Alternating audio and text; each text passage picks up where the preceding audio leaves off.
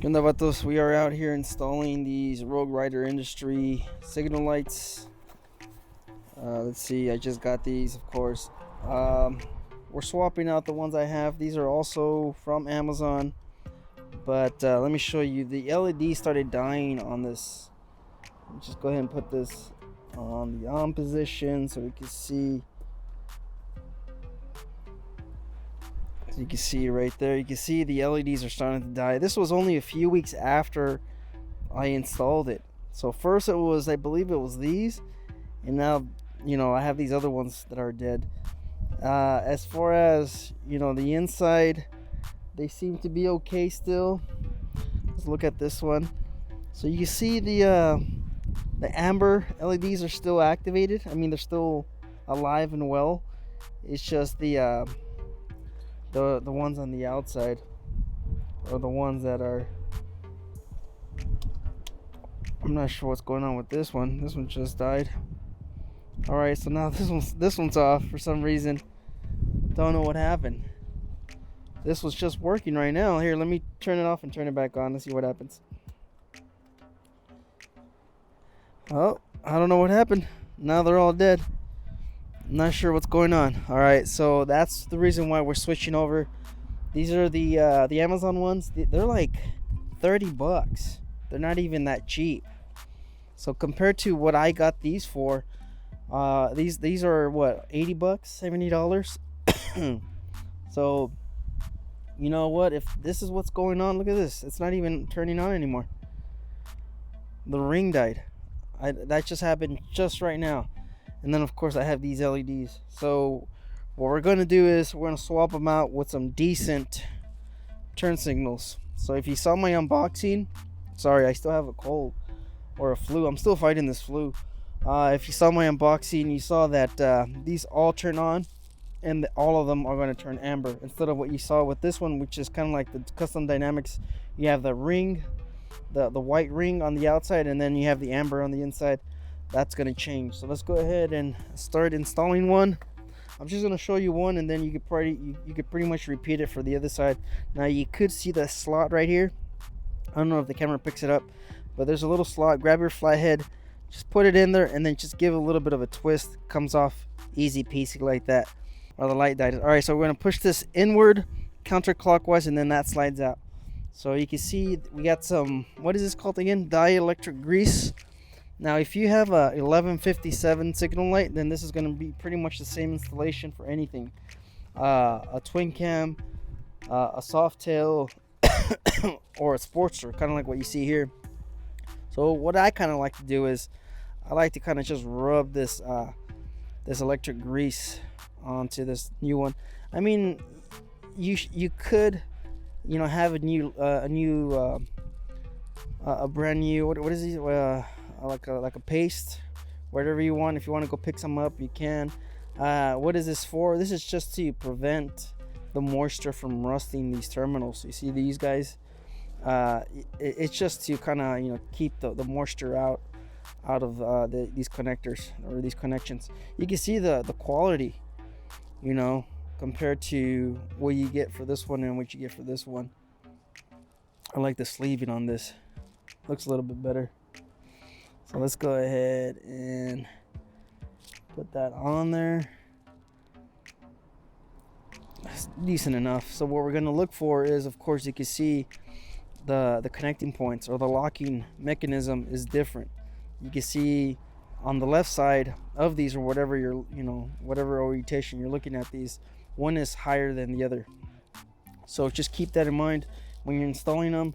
These are pretty much garbage. You guys already saw the outer ring died just right now. So you know, save yourself the extra $30 and just install the proper one. So what we're looking in here, we're looking for the slot that, I don't know if you could even see inside, but you can see the bottom one is a little bit closer to us. Here, let's look at the top. Yeah, you can see the top one. That's closer to those contacts. So we know this is the way we're gonna install it.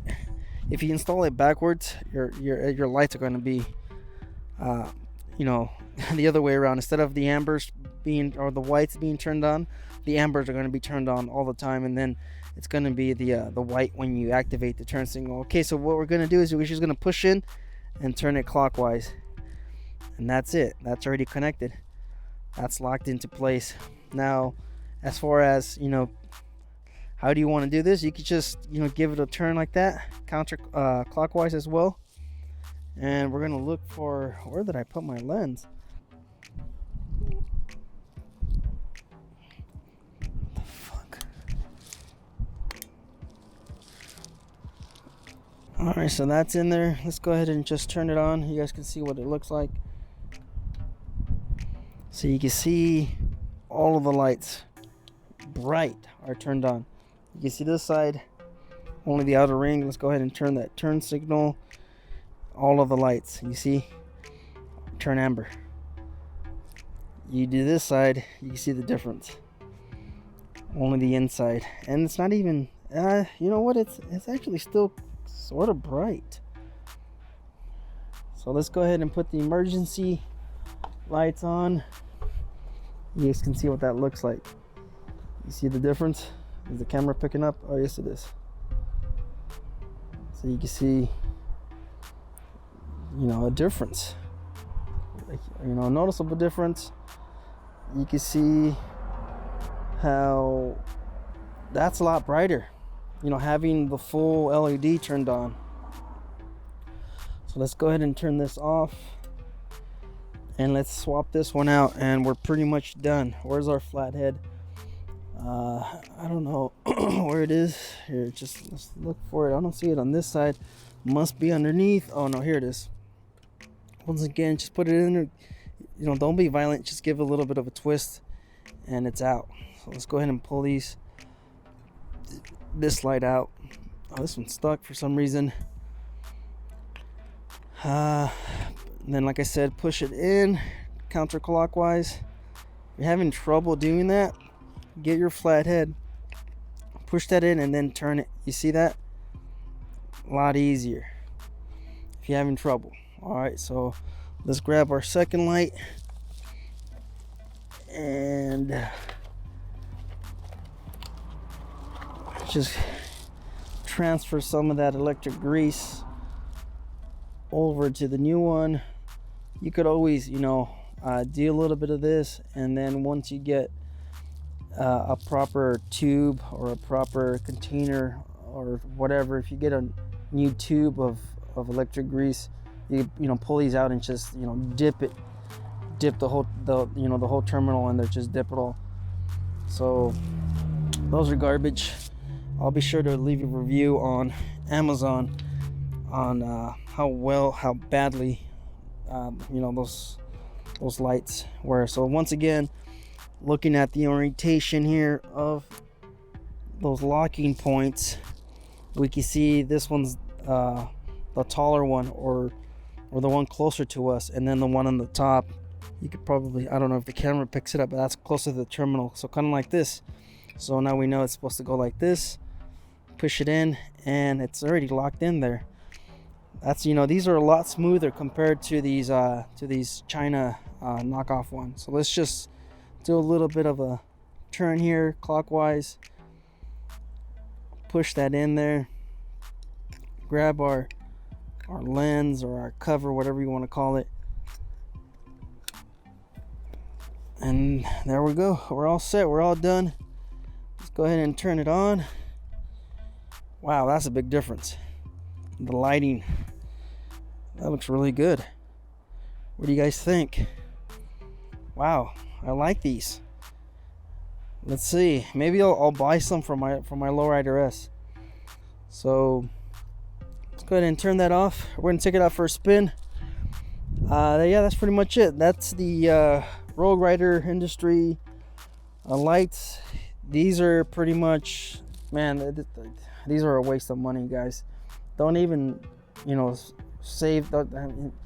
Eventually you're gonna have to buy some new ones. You guys saw what happened with this one. The whole light ring just died on me. So these are, you know, these were good for what, 2 weeks, 3 weeks. These were good for 3 weeks, and they died. $30 down the drain. Don't even bother saving the money. Just just get the Rogue Rider, or if you like the outer ring, get the custom dynamics. Just spend the extra money. You know, in the long run, you're actually saving money instead of buying this garbage. All right, you guys stay out there, stay safe. Later.